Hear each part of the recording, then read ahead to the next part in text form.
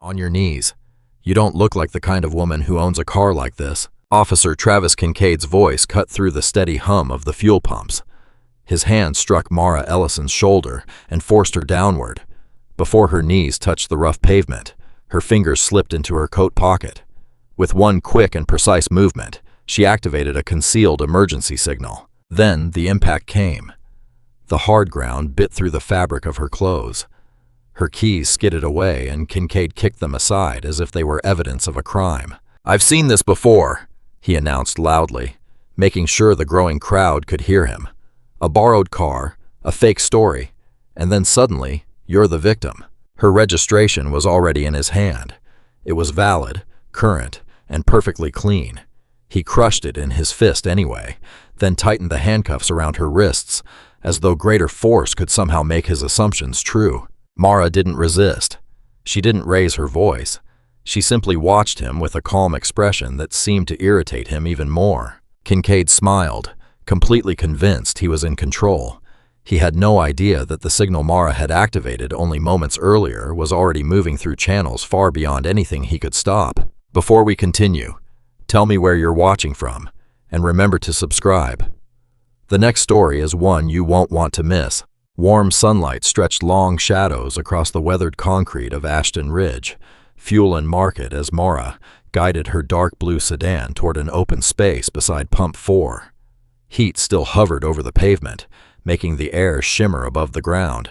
Her fingers tapped lightly against the steering wheel as she studied the handful of local customers scattered around the station. Several of them were already watching her, following every movement before she had even opened the door. Mara had traveled this road many times, usually with her husband, Warren. On this trip, however, she was alone.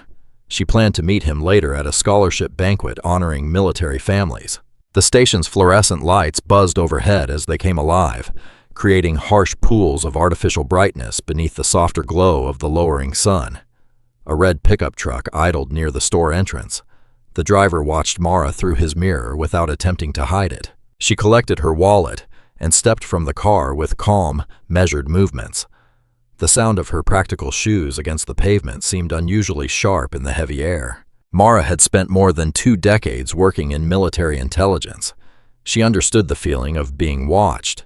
She knew how to read posture, silence, and small changes in the atmosphere around her. Every instinct told her that this stop would not be as simple as she had hoped. She did not allow that feeling to control her. Training had taught her the difference between fear and awareness. Fear could narrow the mind, but awareness could keep it open.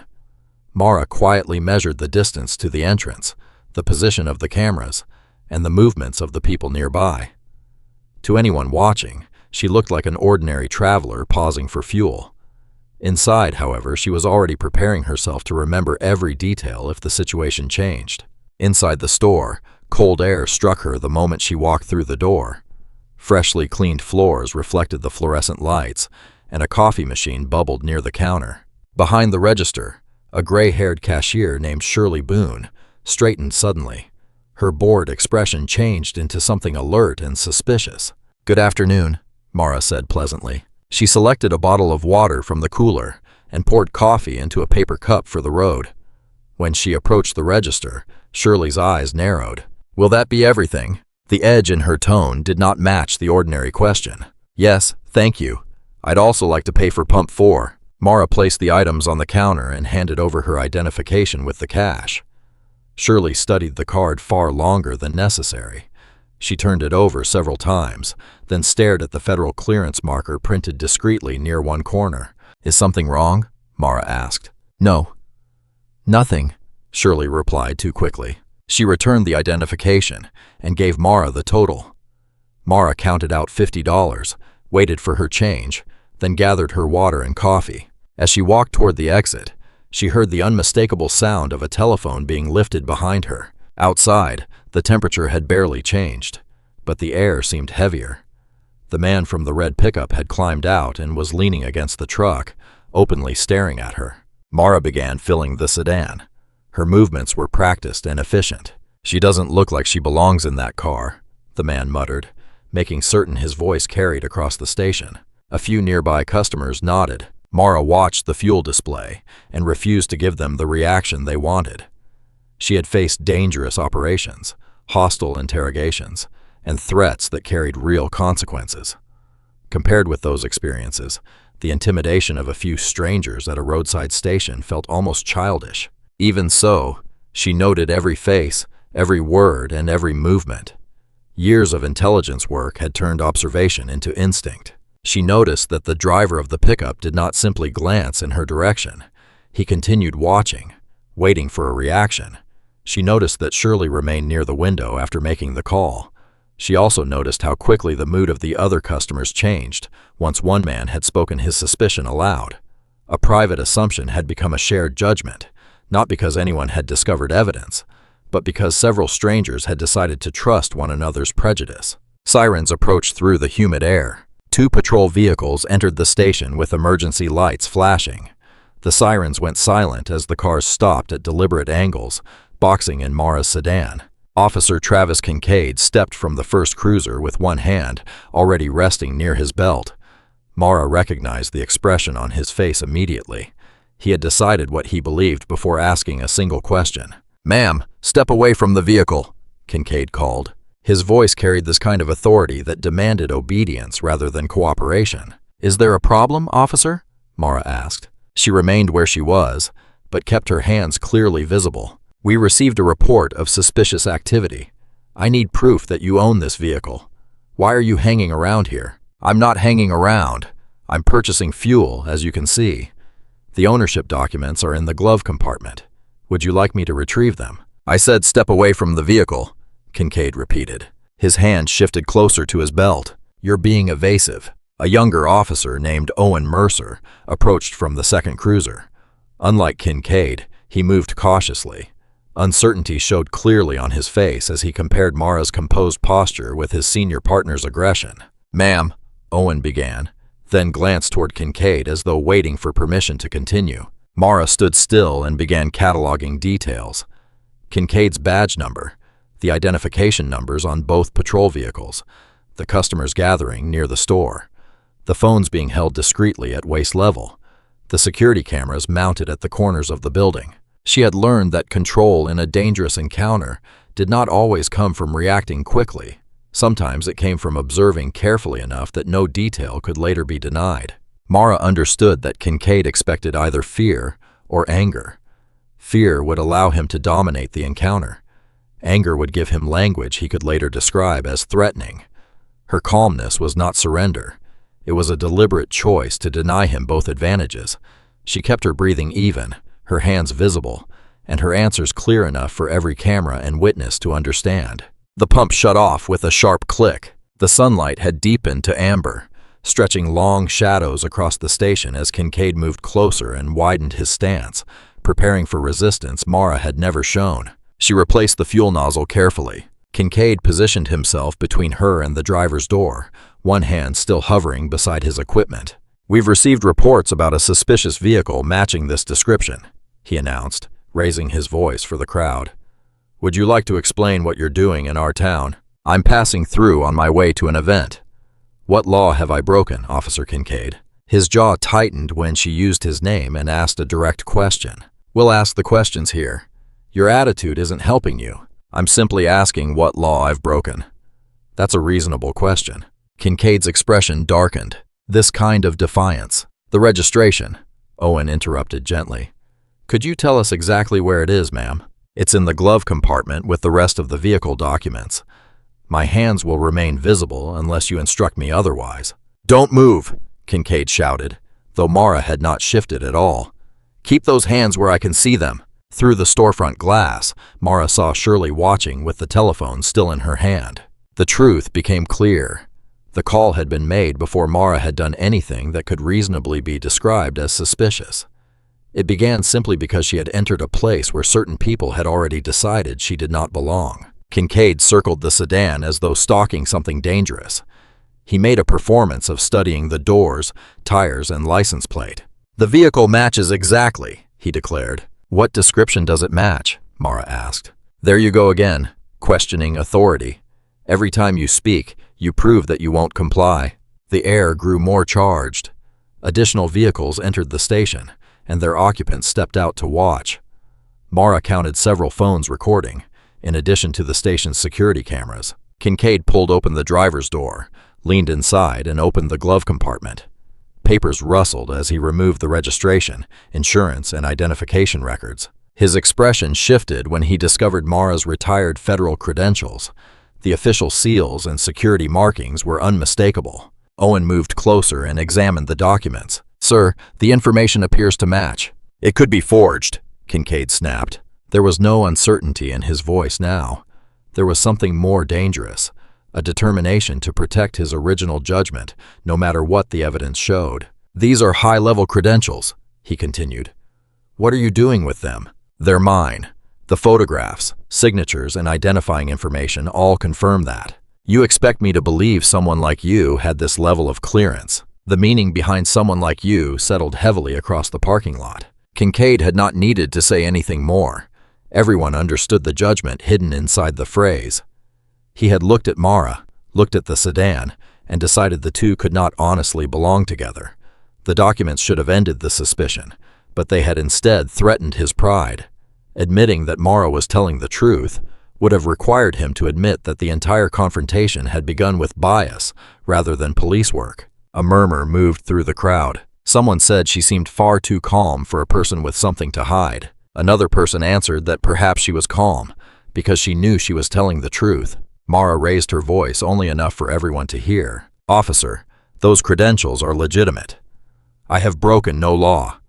Your suspicion is based on an assumption, not evidence." Kincaid's face turned red. "Turn around and place your hands behind your back." "On what charge?" "Impersonating federal personnel, using forged credentials, and resisting an officer." "I haven't resisted anything. A database check will confirm that every document is authentic." "Turn around now," Kincaid ordered as he pulled out his handcuffs. "Otherwise, I'll add another charge." Mara held his gaze for a moment, then turned slowly and deliberately. The crowd became silent as the cuffs closed around her wrists. The metal was cold, but her expression remained composed. "You're making a serious mistake," she said quietly. "Keep talking," Kincaid replied, tightening the cuffs more than necessary. "Keep digging yourself deeper." Owen stood nearby, discomfort written across his face. His hand moved toward his own phone, then dropped.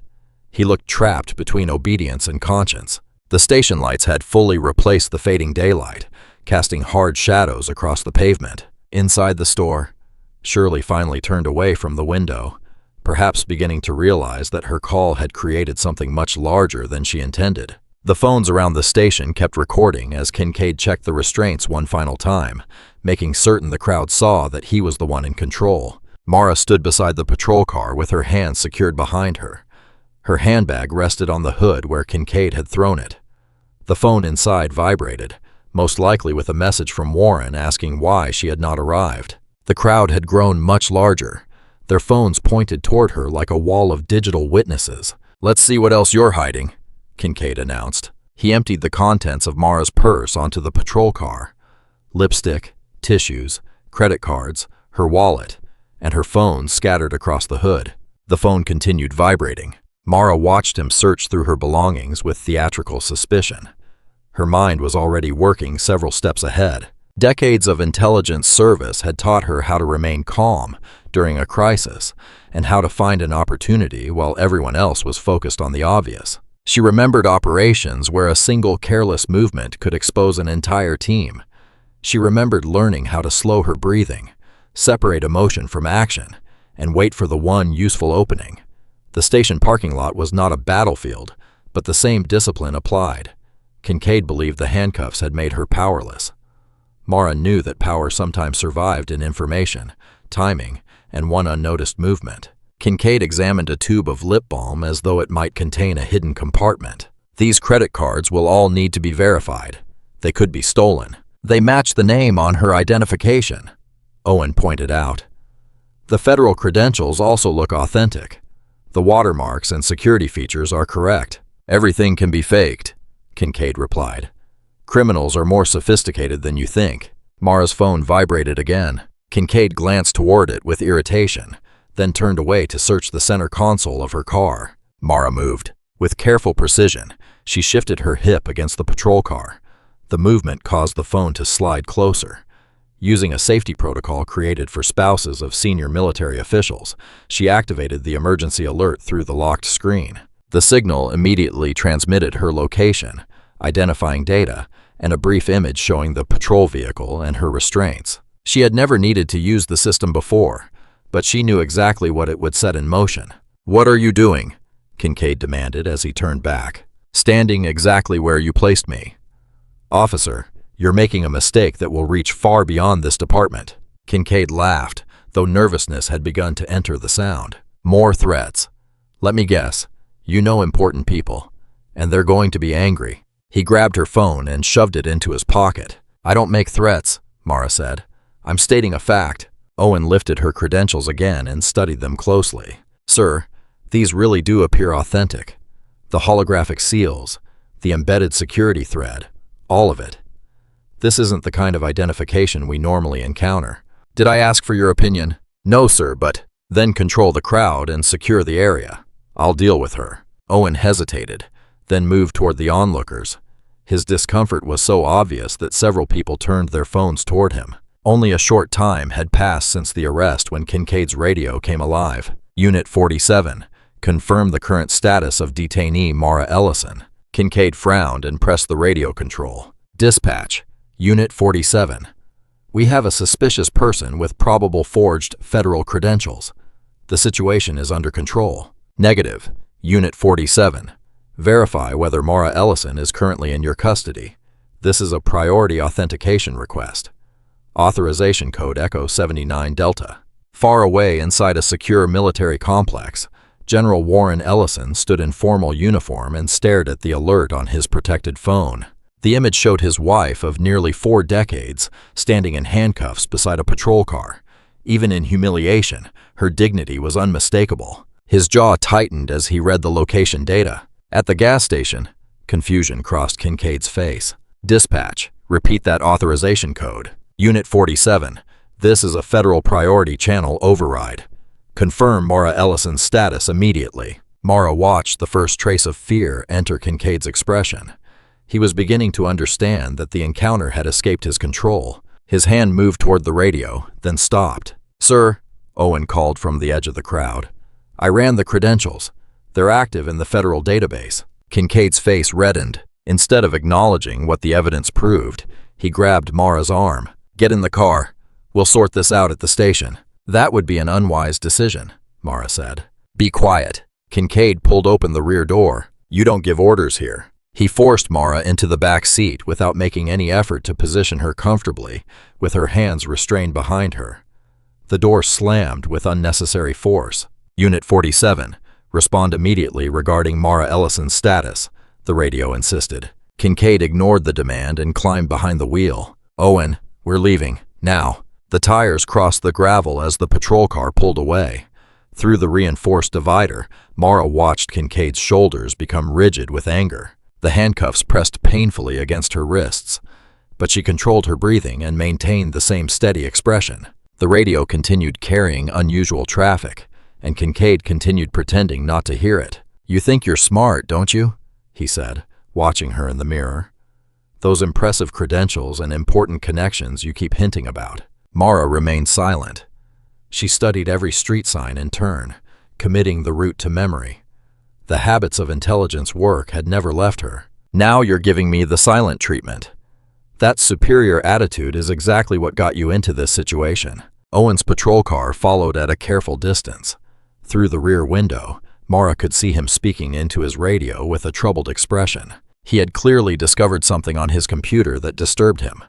Federal inquiries were probably already reaching the local system. Inside the military complex, Warren stood away from the banquet preparations with a phone pressed to his ear. "Notify the Inspector General and civilian oversight immediately," he told military legal counsel. "This isn't only about my wife.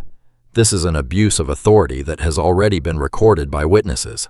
The attorney responded that federal liaisons were being contacted, though local officials were resisting outside involvement. "Then push harder," Warren said. His voice remained controlled, but carried the authority of a career spent in command. They arrested a retired intelligence officer with active federal clearance based on prejudice and nothing more. Make them understand how serious this is. Back in the cruiser, Kincaid took a turn hard enough to send Mara sliding across the seat. "These roads can be difficult," he said, making no attempt to hide his satisfaction. Mara steadied herself and recorded the new street in her memory. Kincaid's agitation appeared in every sharp acceleration and every abrupt stop. "You know what I think," he said. "You're a con artist who obtained convincing forgeries. You thought the car, the federal identification, and that calm performance would fool everyone." Mara understood what he was doing. He wanted to provoke her. If she became angry, he could describe her as combative in his report. The tactic was transparent. At the Ashton Ridge Police Department, Chief Renee Calloway ended a telephone call with a deep frown. The message had been vague, but the warning was clear. A detainee being brought in had significant federal connections that needed immediate verification. Her office intercom sounded. "Chief, we're receiving several inquiries about a detention in progress. State officials, military counsel, and federal oversight are all asking questions." Before she could answer, Kincaid's voice came through the radio. "Station, Unit 47.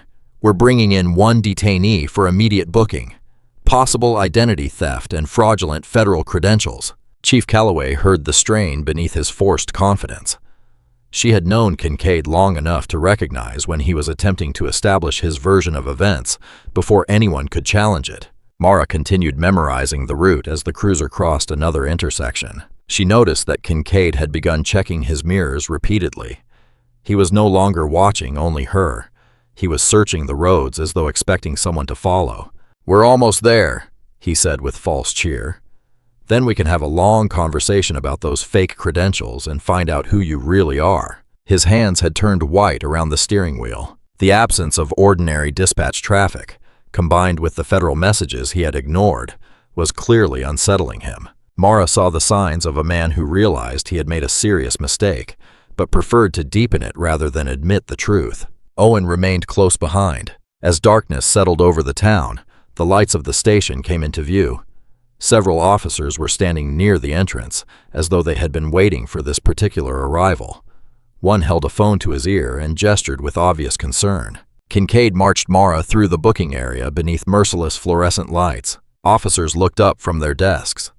Conversations ended when they heard her name. The building smelled of cleaning products and old coffee. "Name for the record," the booking officer said without looking away from the computer. "Mara Elise Ellison." Several heads turned. One officer stopped speaking in the middle of a telephone call. His expression changed from boredom to concern. Kincaid slapped a preliminary charge form onto the desk. "Book her for obstruction, failure to identify properly, and fraudulent use of federal credentials." His voice was loud and performative. "I require legal counsel," Mara said. "I also want to speak with your commanding officer." The booking officer glanced toward Lieutenant Howard Price, who stood near his office door. Price was known for following procedure without asking whether the procedure made sense. "Counsel can be arranged after booking," he said. "Process her first." Owen lingered at the edge of the desk. His hand repeatedly moved toward his pocket and then stopped. He looked deeply uncomfortable, but said nothing while Mara was photographed and fingerprinted. "Remove all jewelry," the booking officer instructed. Mara unclasped a simple gold chain.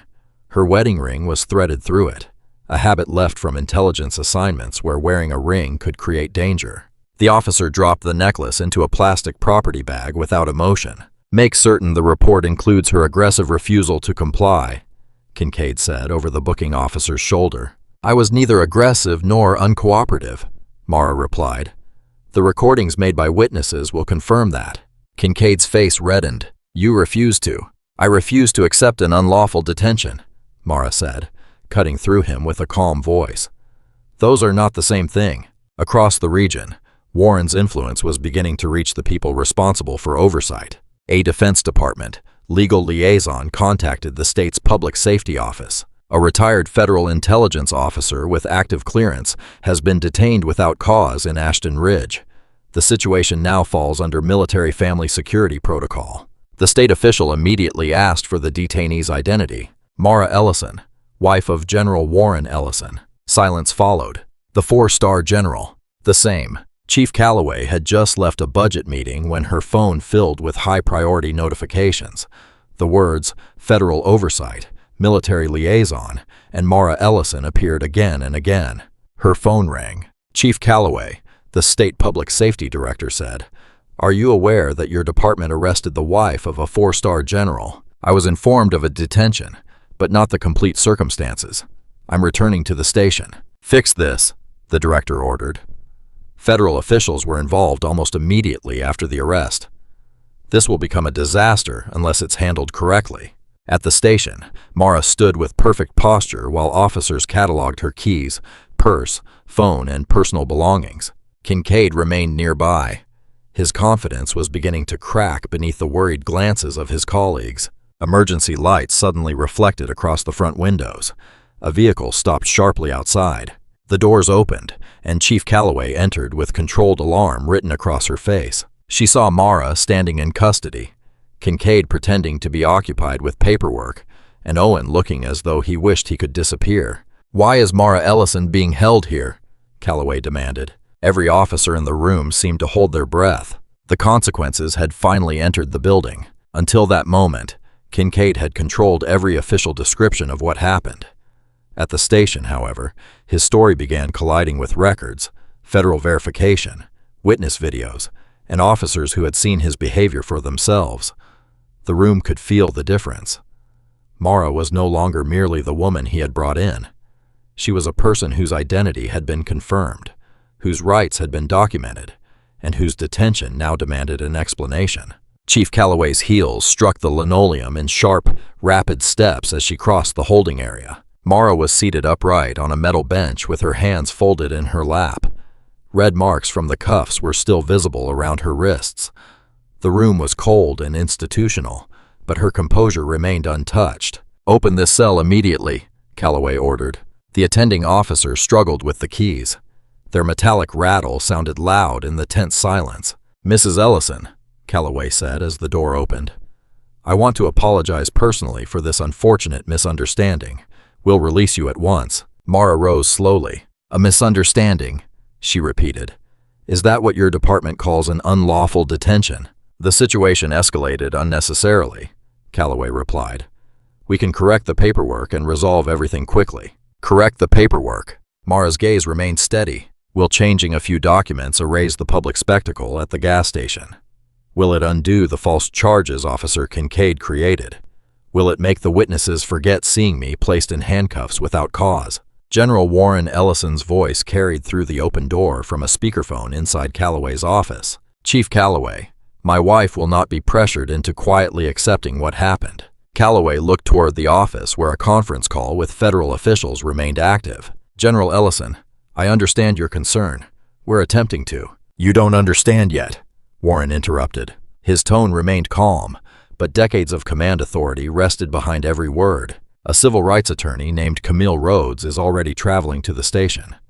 Preserve every piece of evidence until she arrives." Kincaid rushed into the holding area with his face flushed. "Chief, I can explain." Her vehicle matched. "Matched what?" Mara asked, turning toward him. "The registration was valid. The insurance was valid. My federal identification was valid. What fact justified your behavior?" Kincaid opened his mouth, but no coherent answer came. The documents taken from Mara's car had destroyed his claims of theft, fraud, or suspicious activity. His earlier certainty vanished beneath her direct stare. Calloway watched him with growing dread. She had reviewed enough internal investigations to recognize a crisis that could no longer be contained. "Lieutenant Price, preserve every body camera recording from Officers Kincaid and Mercer. I also want dispatch communications and all available security footage from the station." "Already underway, Chief," Price replied quietly. "State Oversight contacted us. They were very specific about preserving the evidence." Calloway led Mara back toward booking so the release process could begin. Each footstep echoed with consequences no one in the department had expected when the stop began. "Your belongings are being collected," Calloway said. "Your vehicle will be returned to the front entrance." "My vehicle never should have been taken," Mara replied. "I never should have been arrested."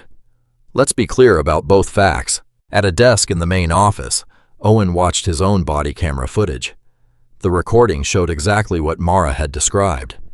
Kincaid escalated the contact without cause, dismissed valid documents, and publicly humiliated a woman who had committed no offense. The booking officer returned with Mara's property in a plastic bag. Her phone displayed many missed calls from military and civilian contacts.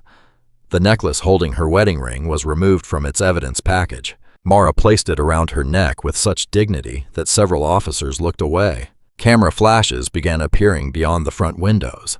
Reporters were gathering on the sidewalk. News traveled quickly in a small town, and the wrongful arrest of a senior general's wife had become impossible to hide. A black sedan stopped at the curb. Camille Rhodes stepped out wearing a tailored suit and carrying a leather briefcase. Her reputation had reached the station before she did. She had successfully handled several major civil rights cases involving law enforcement agencies. Chief Calloway's expression tightened when she saw her. "Mrs. Ellison, I want to assure you that this department will be held accountable," Mara finished quietly. "Not because of my husband's rank, but because what happened was wrong. The same thing happens to people who don't have my contacts or resources, and it happens in places like this every day." The front doors opened. Camille entered with purposeful steps while reporters crowded closer to the glass. The story was becoming much larger than the department had imagined. What frightened the leadership was not only Warren's rank or Camille's reputation, it was the growing number of independent witnesses. Every phone recording created another version of the event that the department could not edit. Every person who had watched the arrest carried a memory that did not match Kincaid's paperwork. The incident was spreading beyond the reach of a quiet apology, and the old habit of solving problems behind closed doors was no longer available. Camille placed her briefcase on the scratched metal table inside a small interview room. Light from camera flashes flickered through the frosted glass like distant lightning. Mara sat opposite her with perfect posture and her hands folded together. "Don't allow them to hurry you out," Camille said, opening a legal pad. "Chief Calloway wants this resolved before it grows any further, but we need to be precise. Have they given you written proof that every charge was formally dismissed?" "They processed release papers." The desk sergeant seemed very eager to see me leave. Camille's eyes narrowed. "Let me confirm something." She stepped into the hallway and returned with a nervous young records clerk holding a folder. "The charges are marked as pending review," the clerk explained. "Pending review," Camille repeated. Her voice became sharp enough to silence the room. "So the department is preserving the option to file charges after the public attention fades. That will not happen." She turned to Mara. "This is a familiar strategy. They release you to reduce pressure, then quietly move forward later when fewer people are watching." The clerk backed toward the door. "I'll inform Chief Calloway that you have concerns." Outside, the parking lot flashed with more cameras. Tessa Monroe, an investigative reporter for the Ashton Ridge Chronicle, pushed through the crowd with her press badge visible. Once inside, she compared bystander videos on her phone with the scene at the station. The department's effort to call the incident a misunderstanding already contradicted the footage. Kincaid's aggression and Mara's calm conduct were visible in every clip. Mara's phone vibrated with a protected video call from Warren. His face appeared on the screen. The concern in his eyes did not weaken his commanding presence. "I can come to you immediately," he said. "The senior command staff will understand." "No," Mara answered. "Stay where your position gives you the greatest ability to help. This isn't about using rank to erase one incident. It's about making sure the department can't bury what happened." "Are you certain?" "I'm certain. Use the channels designed to hold institutions accountable. Make the system function the way it should." A knock sounded before Chief Calloway entered. "Mrs. Ellison, we can arrange a quiet ride to a hotel. There's no reason for you to face the crowd outside." "There is every reason," Camille replied. "My client was publicly humiliated without cause. She will leave through the front entrance on her own terms. She will not be taken out a back door as though she has something to hide." "The department has apologized," Calloway began. "Verbally," Camille said. "Meanwhile, the charges remain under review, and no one has acknowledged wrongdoing. That's damage control, not an apology." In the main office, Tessa watched Owen sitting at his desk with an empty incident form in front of him. His body camera footage played silently on the monitor. His discomfort was obvious as he looked from the blank report to the recording. Near the break room, Kincaid paced with defensive anger, replacing his earlier confidence. She was argumentative, he muttered. She refused to follow commands. The videos show something very different, Tessa said while writing in her notebook. They show you escalating the encounter without evidence. Kincaid glared at her. The press isn't allowed in this area. This is a public building, and the conduct of public officers is a matter of public interest. Camille gathered her documents. We're leaving through the front entrance. The media, Calloway said. We'll see exactly whom your department arrested, Camille finished. A respected military spouse and retired federal intelligence officer who committed no crime but was treated as a criminal. Managing the consequences isn't my client's responsibility, Chief. It's yours. Mara stood and smoothed her jacket. After hours in custody, she still carried herself with unshakable grace. Her wedding ring caught the light where it hung from the necklace. One more matter, Camille said.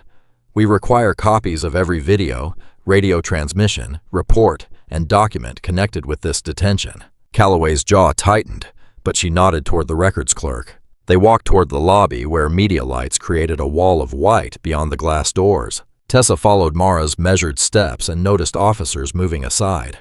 Some avoided looking at her. This was no longer simply a story about one wrongful arrest. It was a story about power, assumptions, and accountability when a system discovered that its chosen target could force it to answer. Mara paused at the doors. Camera flashes burst against the glass. Behind her, Kincaid stood in the hallway with the realization of what he had started written across his face. Owen remained beside his desk, still staring at the empty report. Camille placed a steady hand on the door. Are you ready? Mara nodded. I'm ready. Later, inside a quiet room at the Ashton Ridge Motor Lodge, Mara sat beneath flickering lights and arranged her memories with the same discipline she had once brought to intelligence briefings. Camille spread documents across a small table. Tessa placed a recorder nearby, its red light glowing. Warren watched through a secure tablet propped beside a lamp. Begin at the start, Camille said. Every detail matters. Mara spoke in a calm, professional voice. I entered the station when only a few other vehicles were present. The cashier was watching me before I stepped from my car. That was Shirley Boone, Tessa said, checking her notes. Yes, she held my identification longer than necessary and studied it as though she expected to discover a problem. I purchased water and coffee, paid for fuel with cash, and saw her lift the telephone as I left. Did you hear what she said? No. But her posture changed. She turned away and spoke quietly. It was not a casual conversation. What happened outside? Camille asked. The driver of a red pickup watched me while I filled the car. He said I didn't look like I belonged in that vehicle. I did not respond. The first patrol car arrived soon afterward. Warren's jaw tightened on the screen. Was the police response unusually fast? Yes. Officer Kincaid approached with immediate hostility and demanded an explanation for why I was lingering. I told him I was buying fuel. He claimed the sedan matched a suspicious vehicle report, but he never provided details about the report. Tessa looked up. The bystander videos begin after that point, so they miss the original contact. They show the confrontation after Kincaid had already established the tone. Officer Mercer arrived second, Mara continued. He remained farther back and watched. When I explained that my registration was inside the glove compartment, he asked politely where to find it. Kincaid interrupted and ordered me not to move. Camille wrote another note. I was creating the appearance of non-compliance. Exactly. Every calm answer became defiance in his version. When they found my federal credentials, he declared them false. That became his reason for arresting me. The credentials were unquestionably legitimate, Warren said. Multiple forms of identification were ignored. We need to move quickly, Camille replied. The department will organize a unified story.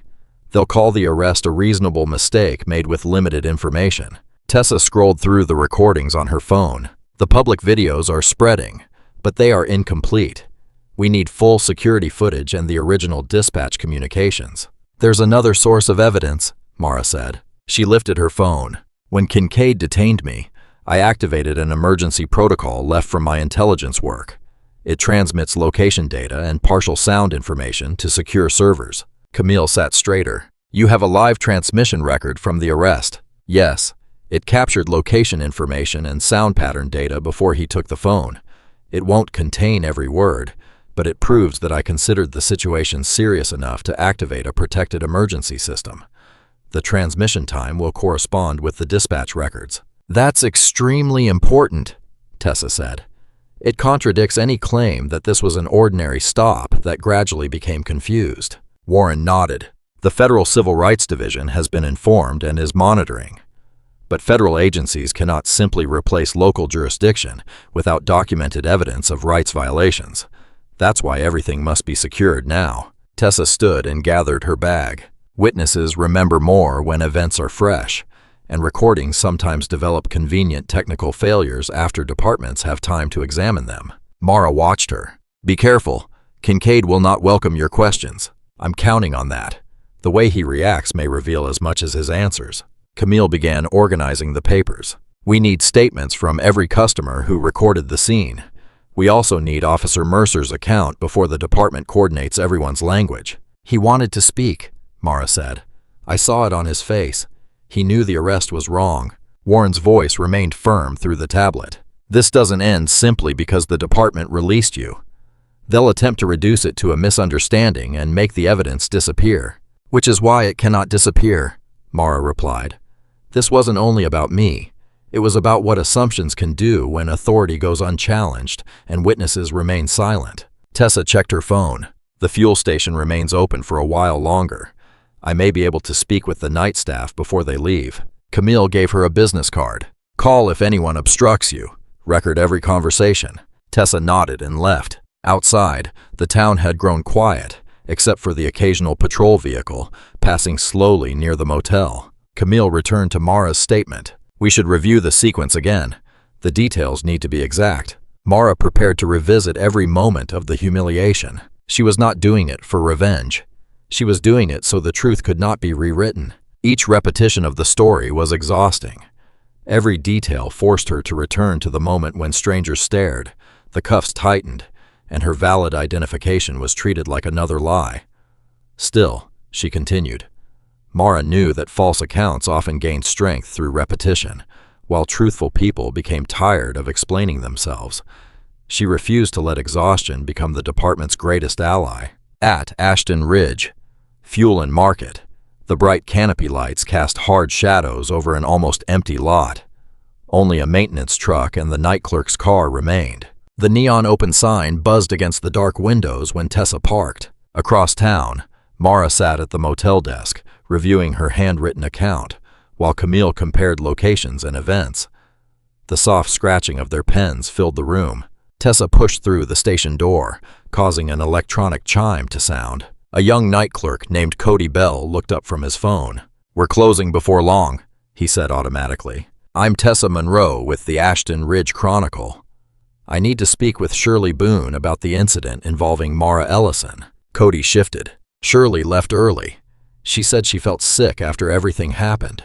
Was she shaken because she called the police on a woman who had done nothing wrong? I wasn't working when it happened, Cody said. I only arrived for the night shift. But you heard about it. What did Shirley tell you when she left? He hesitated. Only that there had been trouble with a customer. She was very nervous. She kept talking about how quickly the police arrived after she called. Did that surprise her? Yes, they usually take longer for a routine concern. She said the patrol cars appeared almost immediately, like the officers were already nearby and waiting for a reason. Tessa wrote quickly, then looked toward the surveillance cameras mounted in the corners. I need the owner to preserve all recordings from the incident. That's Graham Whitaker. He isn't here. Tessa searched for the business contact information on her phone. Then I'll call him. This cannot wait. At the motel, Camille's laptop illuminated her concentrated expression as she prepared formal preservation notices. We need every recording, she explained. Security video, dispatch logs, radio traffic, booking paperwork, and internal communications. Once the notices are delivered, altering evidence creates a separate legal problem. Mara nodded, but her thoughts remained with the crowd at the station. Kincaid's actions were terrible, she said. But what troubles me most is that so many people watched without speaking. They raised their phones, but nobody stepped forward. People often believe someone else will intervene, Camille said. Responsibility becomes diluted when there are many witnesses. The tablet displayed another call from Warren. He appeared tired but focused. I've arranged to travel to Ashton Ridge. I also spoke with Judge Alana Kerr, who served on the federal bench before retiring. She can recommend additional attorneys with experience in cases like this. Good, Camille said. We may need a broader legal team. The department is already preparing for a fight. Mara's phone displayed a news alert. Her expression tightened as she read the police department's public statement. Officers had responded to a report of suspicious activity at a local business. According to the statement, the individual involved initially refused lawful instructions during a routine inquiry. The department insisted that officers had followed policy regarding suspicious vehicles and possible identity fraud. It said the incident would be reviewed internally, but declared that proper procedures had been followed. Camille read the statement and exhaled in anger. They didn't even wait before building the cover story. They call me the individual, Mara said. It removes the human being from what they did. It turns humiliation into clinical language. At the station, Tessa finally reached Graham Whitaker. After she explained the possibility of national coverage and the legal consequences of lost evidence, he promised that no surveillance recording would be overwritten. Cody became more willing to speak when he understood that Tessa was investigating the police response, not trying to attack the night staff. Shirley isn't cruel, he insisted, but she becomes nervous around certain customers. She calls the police too quickly sometimes. Do the officers encourage employees to do that? Cody nodded. They tell us it's safer to report anything unusual. Better safe than sorry. He looked toward the empty parking lot. But Mara wasn't doing anything wrong. What happened wasn't right. Back at the motel, Mara read the department's statement again. Every carefully chosen sentence changed reality. Her dignity became defiance. Her questions became resistance. Her unlawful arrest became appropriate procedure. So that's the position they've chosen, she said. Warren's voice came from the tablet. Then we'll show the public exactly what happened. The room became an improvised command center. Papers covered the table, chairs and bed. Screens remained lit while exhaustion slowly gathered around everyone. Tessa's messages continued appearing on Camille's phone as she located witnesses. Another person is willing to speak, Camille said. A long-haul driver named Miles Benton recorded most of the encounter and will sign a sworn statement about Kincaid's behavior. Mara continued writing every detail she remembered. The motel coffee had become cold, but she drank it anyway. Graham Whitaker agreed to protect the footage, Tessa reported through the speakerphone. He is nervous, but he's cooperating. That's useful, Camille replied. We need unaltered copies before anyone has an opportunity to interfere. Warren later reported that state investigators had agreed to meet with them. The potential civil rights violations had made the matter impossible to dismiss. Soon afterward, Camille received notice that Kincaid had been placed on paid administrative leave. At least the department recognizes that action is necessary, she said. Every involved officer has also been ordered to submit a report before returning to duty. They're trying to create the appearance of good faith, Mara replied. The group continued working in concentrated silence while Tessa gathered more witness accounts. Then Camille's laptop chimed. Her face darkened as she read the message. We have a problem. Mara and Warren looked toward her. The department claims Kincaid's body camera file is corrupted. Convenient, Mara said. There's more. The patrol car recording is incomplete, with important portions missing. Kincaid's booking report has also been amended. It now contains additional claims that you were confrontational and uncooperative from the beginning. Can they support any of that? Warren asked. The technical failures create room for excuses, Camille said. They can call it equipment malfunction instead of evidence tampering. Officers are also permitted to add detail to preliminary reports. They'll say they're being thorough. Tessa's voice joined through the speakerphone. What about the suspicious vehicle report Kincaid claimed to be investigating? There's no clear original record, Camille answered. The dispatch log mentions a vague complaint, but the details are missing. Without the first radio traffic, we can't prove that he invented the alert or knowingly acted without a reasonable basis. The room became quiet. Their early belief that normal procedures would reveal the truth began to feel dangerously hopeful. The system was not merely resisting. Parts of it were protecting themselves. The missing footage and amended language did not erase what happened, but they changed the terrain of the fight. Instead of simply proving misconduct, Mara and Camille now had to prove why official records could not be trusted. That was the advantage institutions often held. They created the documents, controlled the databases, and decided which language entered the permanent record. Without outside evidence, the person harmed could be forced to argue against a version of events written by the very people responsible. Mara walked to the window and looked over the empty parking lot. They're not only denying what happened, they're constructing another version in which their behavior appears justified, perhaps even necessary. And they're doing it quickly, Camille said. Witnesses become tired. Memories grow less precise. Every delay makes their story harder to challenge. Warren prepared to travel. Stay focused, he told them. Institutions may have power, but evidence and truth still matter. Outside, Ashton Ridge was beginning to wake. Police shifts were changing. Reports were being finalized. Officers and attorneys were aligning their accounts.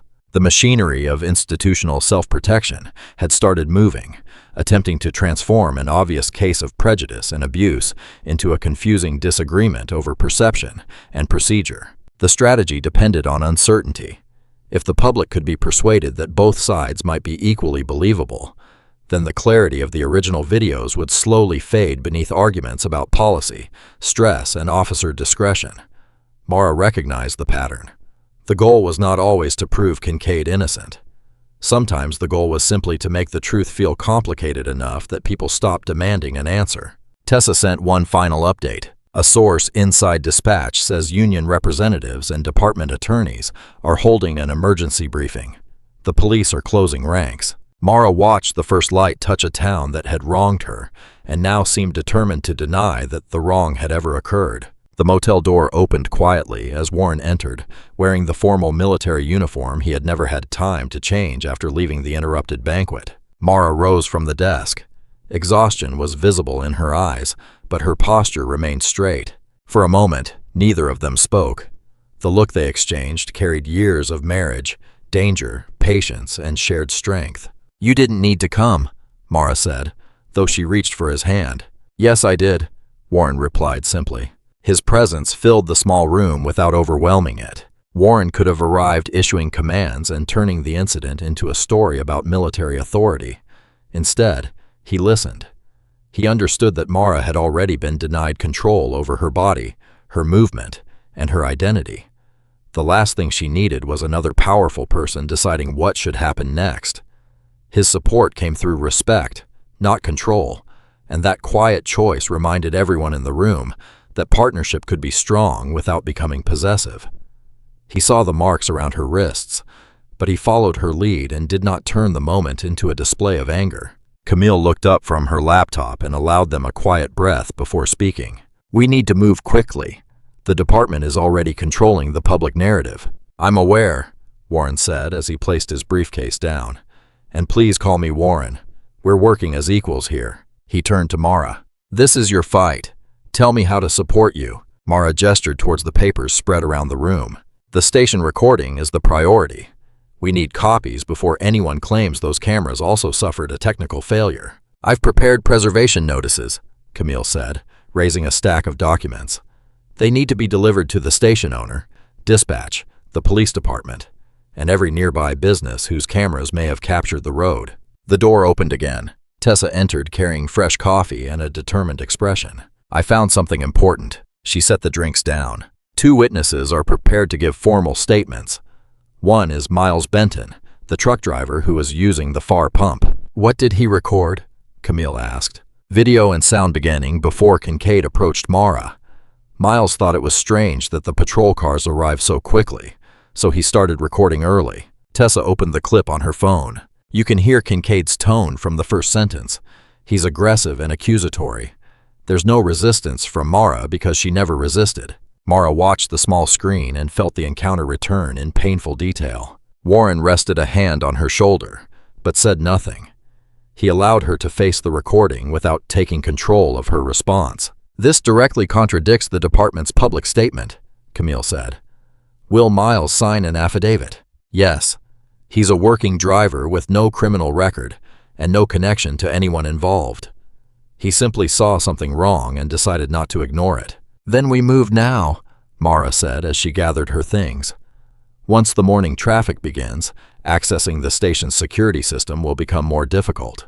They traveled in 2 vehicles, so the group could remain flexible. Warren drove Mara. Camille and Tessa followed. They reached Ashton Ridge Fuel and Market as Graham Whitaker was unlocking the front doors. "Mr. Whitaker," Camille called while displaying her credentials. "I'm Camille Rhodes, counsel for Mara Ellison.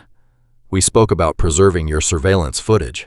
Graham looked anxiously between the group and the quiet street. "I don't want trouble. This is a small town." "There won't be trouble," Warren said in a professional, measured tone. "We're here to protect evidence before it can be lost or changed." "The preservation notice also protects you," Camille explained as she handed over the papers. "It creates a clear record that you followed the lawful process." Graham read the document and nodded. "The recordings are in my office. The system holds only a limited amount before it begins overwriting old files." He led them inside, past the counter where Shirley had made the call. The security system was basic but functional. Several cameras covered the interior and exterior continuously. Graham opened the recording. Mara's sedan appeared on the screen. From the moment she entered the station, her behavior was calm and ordinary. She parked properly, entered the store, purchased water and coffee, paid for fuel, and returned to her vehicle without disturbing anyone. The indoor camera clearly showed Shirley studying Mara's identification and then making a quiet telephone call. The outdoor cameras captured the patrol cars arriving soon afterward. Most importantly, the system recorded the entire encounter with clear images. Mara's responses were controlled. Kincaid's posture was aggressive from the beginning. He ignored valid registration and identification, escalated the situation without evidence, and used handcuffs despite the complete absence of resistance. Nothing in the footage justified the detention or the charges. The cameras did more than support Mara's memory. They showed the exact moment an ordinary transaction became an abuse of authority. There was no sudden threat, no attempt to flee, and no confusion over ownership. Kincaid had been given several opportunities to slow down, verify the records, and correct his assumptions. Each time, he chose escalation. The recording made clear that the arrest was not the unavoidable result of missing information. It was the result of refusing to accept information that contradicted prejudice. Camille began downloading the files through a documented evidence process. Tessa recorded the camera locations and preserved the sequence of events in her notes. Mara watched the confrontation again. The final images showed Kincaid gripping her arm and forcing control over a situation that had never required force. His face did not show concern for safety. It showed satisfaction in authority.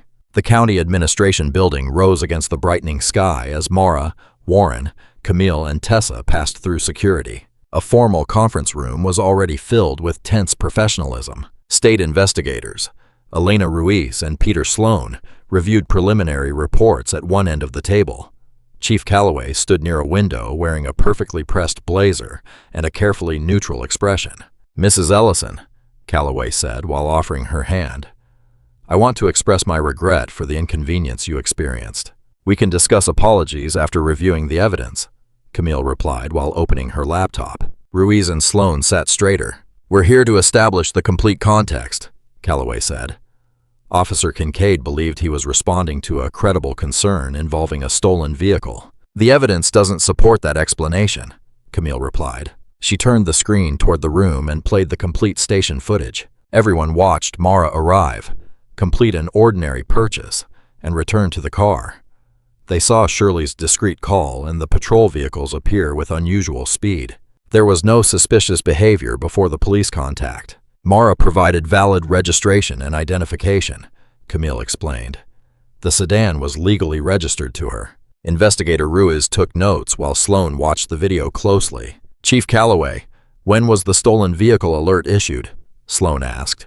"We're still verifying the dispatch sequence," Calloway replied. "Because we have found no such alert in the system before officers arrived at the station," Sloan said.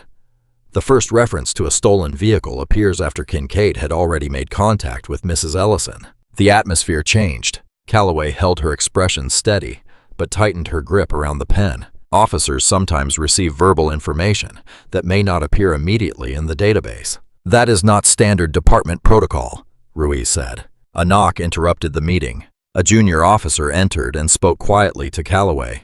Concern passed across her face. Officer Mercer has requested to speak directly with the investigators. We should hear his account, Sloan decided.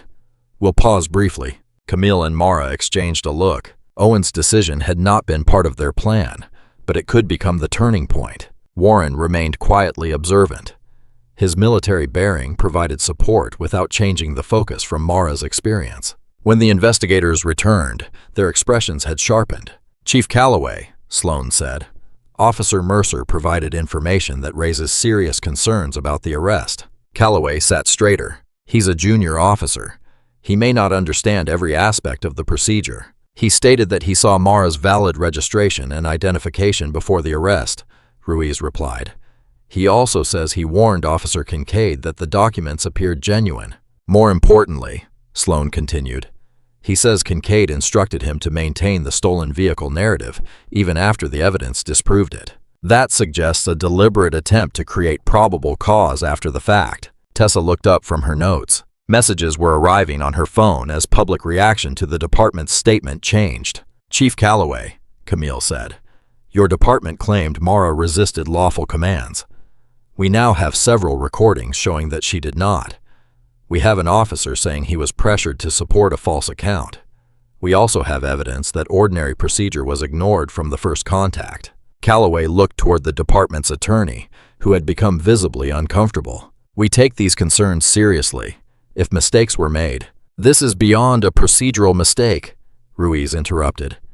We may be examining unlawful detention, false official reporting, and civil rights violations influenced by bias. Sunlight had climbed high enough to shine harshly through the windows. Mara remained composed. Her quiet presence challenged every attempt to reduce the incident to a misunderstanding. The investigation needs to expand, Sloan announced.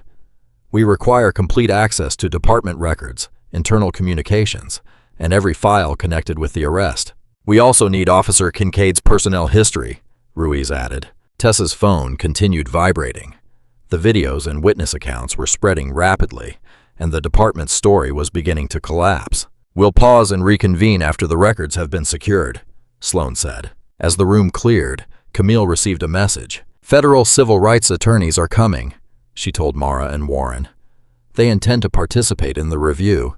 At the Ashton Ridge Chronicle, Tessa worked beneath fluorescent lights with several computer monitors surrounding her. One screen displayed the station's security recording. Another showed witness videos. A third held the article she was building. The evidence has to withstand every challenge, she whispered as she replayed the crucial moments. She arranged the sequence carefully. Mara's arrival, Shirley's call, the immediate police response, Kincaid's hostile approach, the valid documents, the handcuffs, the transportation to the station. Every claim was supported by video or a named witness. Her editor, Victor Hale, leaned back at a nearby desk. You need to be certain about every sentence, Tessa.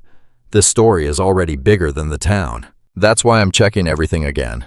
Tessa received confirmation from Camille that state investigators had secured the original security recordings and that selected copies could be published. In a temporary legal office nearby, Mara and Warren sat with Camille and reviewed a printed draft of the article. The sequence is essential, Camille said while marking a paragraph. It proves how quickly Kincaid escalated with no factual basis. We should keep the technical details of Mara's emergency alert private for now. That evidence belongs in the wider legal case. Mara studied the draft. The facts are strong enough.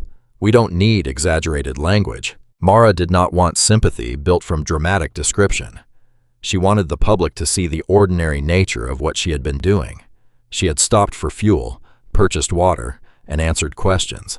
The simplicity of those facts made the arrest more disturbing than any emotional language could.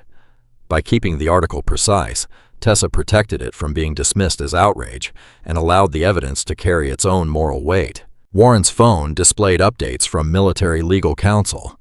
Federal attorneys were examining jurisdiction and potential rights violations, but Tessa's article remained the immediate focus.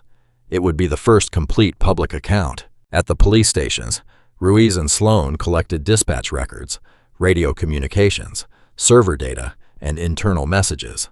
The department's technology specialist watched nervously as investigators copied the files. Every communication involving Mara Ellison must be preserved, Ruiz said. Deleting or changing anything will carry serious consequences. Chief Calloway paced inside her office with a telephone pressed to her ear. The mayor and county officials demanded explanations. The department's earlier statement looked increasingly reckless as the evidence grew. "We're preparing a revised response," she told them. The officers were working with incomplete information under difficult circumstances.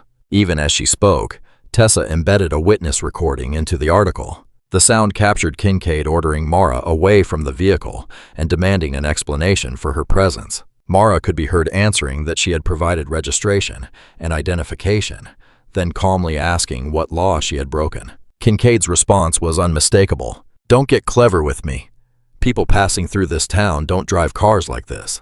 Tessa allowed the exchange to speak for itself. She described Owen standing nearby and visibly hesitating after the documents proved legitimate. The station footage showed the gathering witnesses and the many phones recording the injustice. After a final editorial review, the Chronicle published the investigation. Video evidence contradicts official account of Mara Ellison's arrest.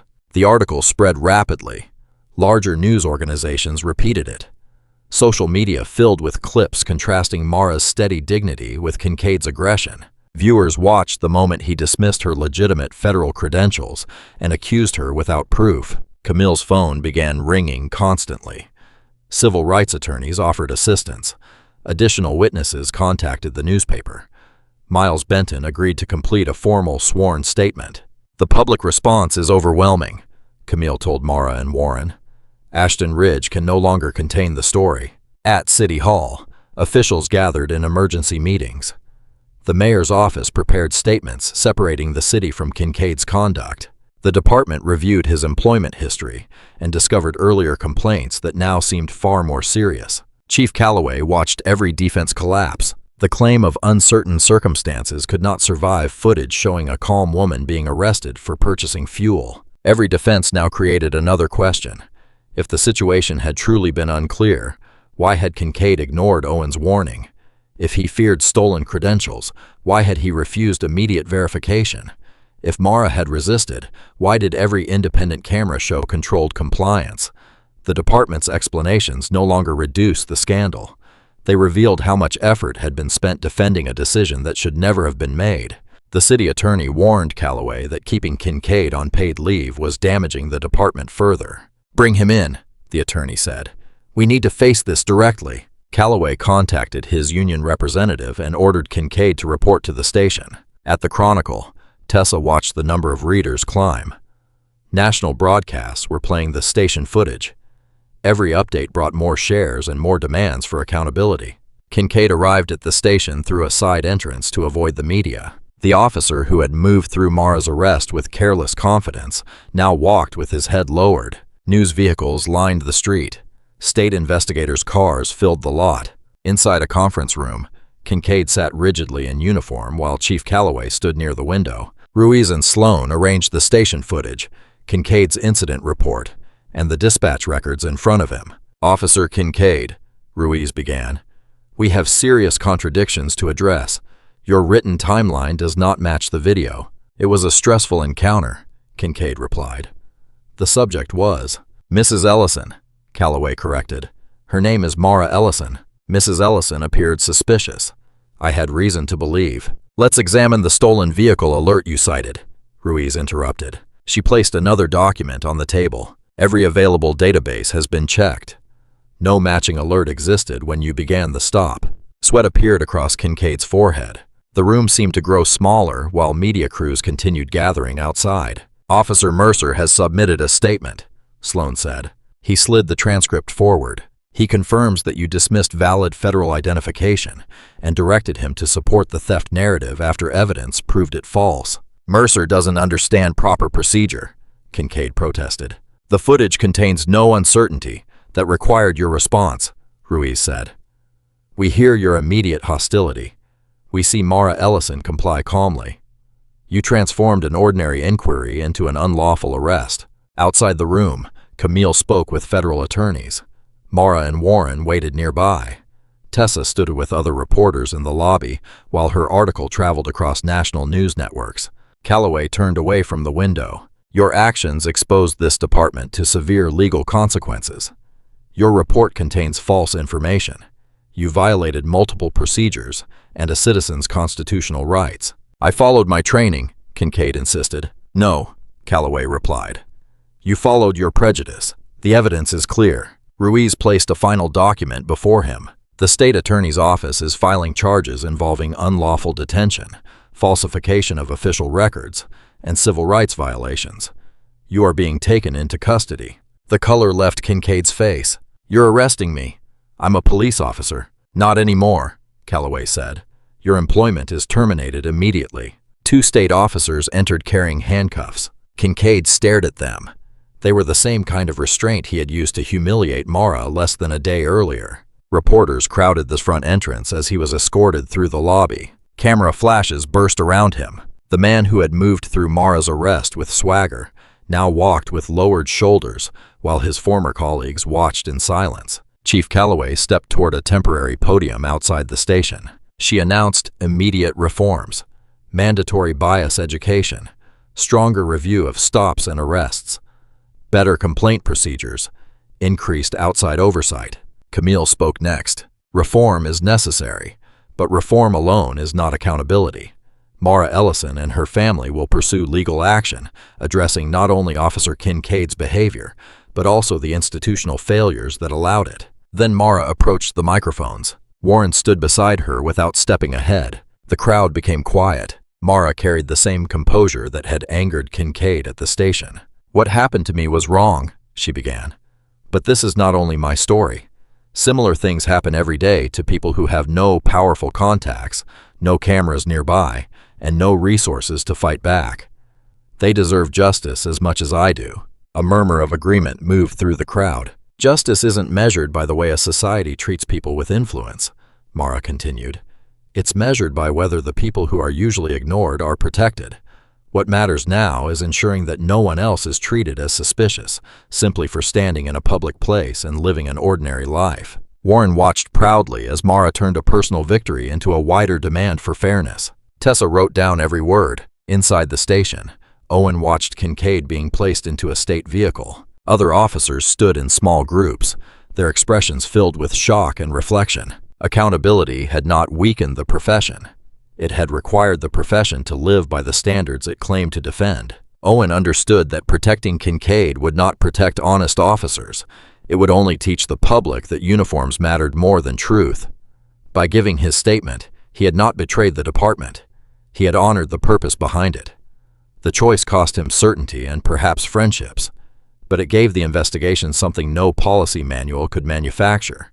An officer willing to admit that obedience had limits when an order was wrong.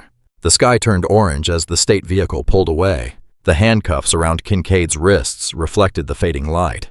They were not a symbol of revenge. They represented a system finally applying responsibility to someone who had once assumed his badge placed him beyond it. Mara took no pleasure in watching Kincaid lose his freedom. She understood too well what the restraints felt like. What mattered was that the same law he had used carelessly was now being applied through documented evidence and proper review. Justice did not require cruelty toward him. It required that his uniform no longer shield him from the consequences he had been willing to impose on someone else. Later, Mara's dark blue sedan returned to the fuel station where the story began. The canopy lights still buzzed above the concrete. The pumps and glass doors looked almost unchanged, but the atmosphere carried a different weight. Warren sat quietly in the passenger seat, allowing Mara to decide what the moment would mean. She parked near the place where Kincaid had first confronted her. "Are you sure you want to do this?" Warren asked gently. Mara nodded. "I need to. Not for them. For myself." The store windows reflected the colors of the evening sky as she stepped from the sedan. A young cashier looked up and quickly lowered his eyes. 2 customers in the snack aisle stopped talking when Mara entered. Graham Whitaker came from his office with anxiety on his face. He seemed to have aged under the pressure of the investigation. "Mrs. Ellison, I want to apologize personally." Mara raised one hand. "I'm here to buy a bottle of water, Mr. Whitaker.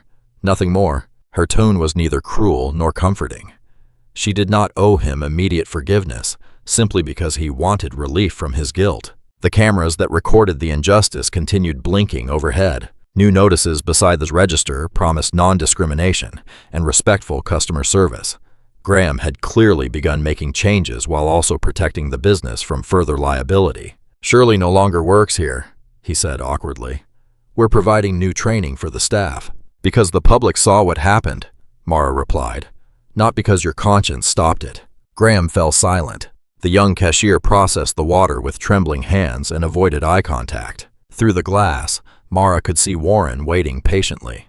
His presence was a reminder that powerful institutions had responded only after they learned who she was connected to. A pickup truck entered the lot, similar to the vehicle whose driver had questioned whether she belonged. This driver kept his eyes forward. The earlier whispers and suspicious stares had been replaced by the uncomfortable silence of shame. Mara knew that silence could mean many things. Some people were embarrassed because they had watched and done nothing. Others were afraid of being associated with the people now under investigation. A few may have genuinely reconsidered their assumptions. She could not know which feeling belonged to each face, and she did not need to know. Her purpose in returning was not to collect apologies. It was to reclaim an ordinary place that prejudice had tried to make frightening. Mara walked back toward the sedan at her own pace. Her shoes clicked steadily against the pavement. She paused near the place where she had stood in handcuffs. The humiliation had not destroyed her. It had revealed the strength she had carried all along. A light breeze moved through the nearby trees as other customers arrived and focused carefully on their own business. No one watched her too closely now. No one questioned her right to stand there. The balance had changed. Inside the store, Graham remained near the counter, still worried about the legal consequences. His cameras would provide essential evidence in the civil case Camille was preparing. Tessa's investigation continued spreading beyond Ashton Ridge, forcing other departments to examine their own conduct. Owen's testimony had opened a fracture in the department's culture of silence. Kincaid's arrest had proved that a badge could not guarantee freedom from consequences. Mara opened the driver's door and sat behind the wheel. She placed the unopened water bottle into the cup holder. It was the same simple purchase she had attempted before an ordinary errand became a catalyst for change. "Ready?" Warren asked, reaching across to squeeze her hand. Mara looked one last time at the station. The lights, pumps, and doors appeared ordinary, yet none of them would ever feel ordinary to her again. She had not chosen the fight, but she had faced it without surrendering her dignity. She had not prevailed through vengeance. She had prevailed through patience, evidence, courage, and determination. That victory did not erase the marks on her wrists or the memory of being forced into the patrol car. Accountability could not return the hours that had been taken from her. What it could do was prevent the harm from being denied. It could make the next officer hesitate before turning an assumption into an arrest. It could encourage the next witness to speak sooner and remind the next person being mistreated that dignity can survive even when authority behaves without it. "I'm ready," she said. The sedan pulled away. In the mirror, the station became smaller, not because Mara was escaping from it, but because she had completed what she needed to do. She had stood her ground, demanded accountability, and required a system to answer for its failures. Warren adjusted the collar of his uniform and allowed a small smile to appear. "The federal response may have reached the town quickly," he said, "but you're the person who truly handled this." "Sometimes justice needs witnesses," Mara replied as she guided the car toward the highway. "But it always needs someone willing to stand and demand it." The station lights faded behind them. The road ahead stretched toward home, carrying them away from a town that would remember the moment it learned that power did not always move in the direction people expected. Mara's experience leaves us with a simple but important truth. Dignity does not depend on someone's job, clothing, car, address, race, age, or connections. Every person deserves to be treated fairly before anyone knows whom they are married to or what title they once carried. The story also shows that remaining calm does not mean accepting injustice. Mara stayed composed because she understood that anger was exactly what Kincaid wanted to use against her. Her patience protected the truth, but patience alone did not create change. She documented what happened, activated help, demanded accountability, and refused to let the department quietly rewrite the story. Owen's choice matters as well. He was afraid, uncertain, and surrounded by pressure from senior officers. Still, he eventually chose honesty over comfort. Courage is not always a dramatic act. Sometimes it is a person deciding that loyalty to the truth must come before loyalty to someone who has done wrong. The witnesses who recorded the encounter remind us that seeing injustice creates responsibility. A camera can preserve evidence, but compassion asks us to do more than observe. When it is safe, speaking honestly, supporting the person being mistreated, and refusing to repeat a false story can prevent harm from becoming normal. Accountability should never be confused with revenge. Its purpose is not humiliation. Its purpose is to acknowledge harm, protect others, repair broken trust, and help institutions become worthy of the authority they carry. Forgiveness may come with time, but it cannot be demanded from the person who was harmed. A sincere apology begins with truth, responsibility, and changed behavior. Mara did not offer easy comfort to the people who failed her. She gave them something more valuable, a clear opportunity to become better. Every choice leaves a mark. Kincaid's assumptions changed many lives. Shirley's phone call began a chain of harm. Owen's honesty opened the path toward justice. Tessa's careful reporting prevented the truth from being buried.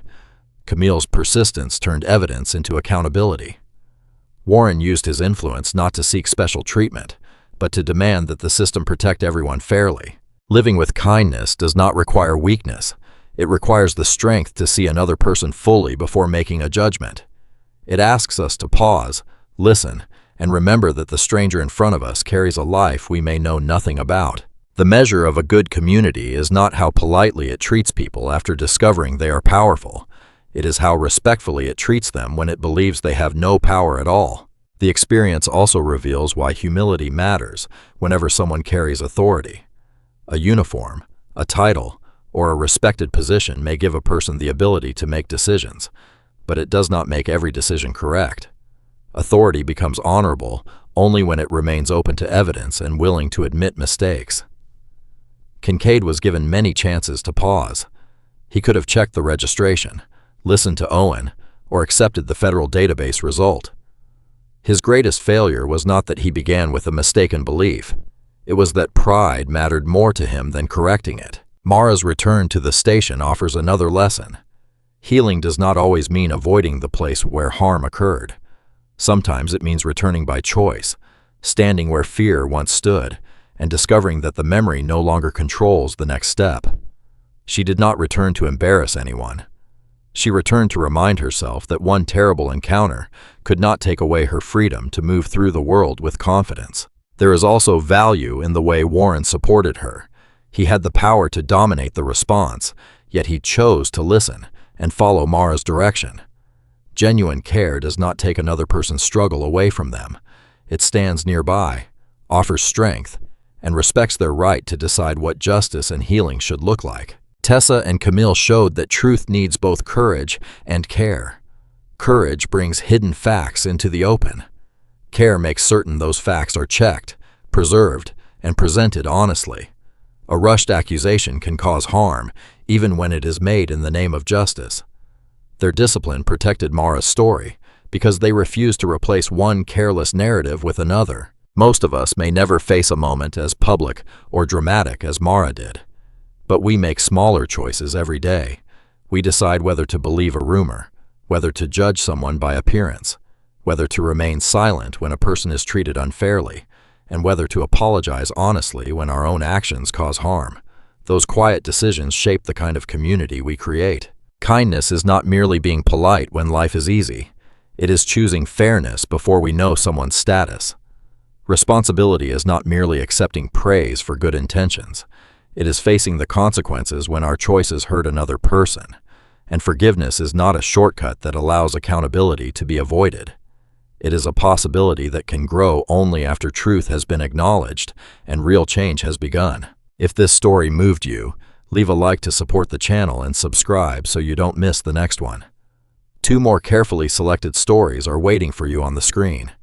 Take care of yourself, stand for what is right, and have a wonderful day.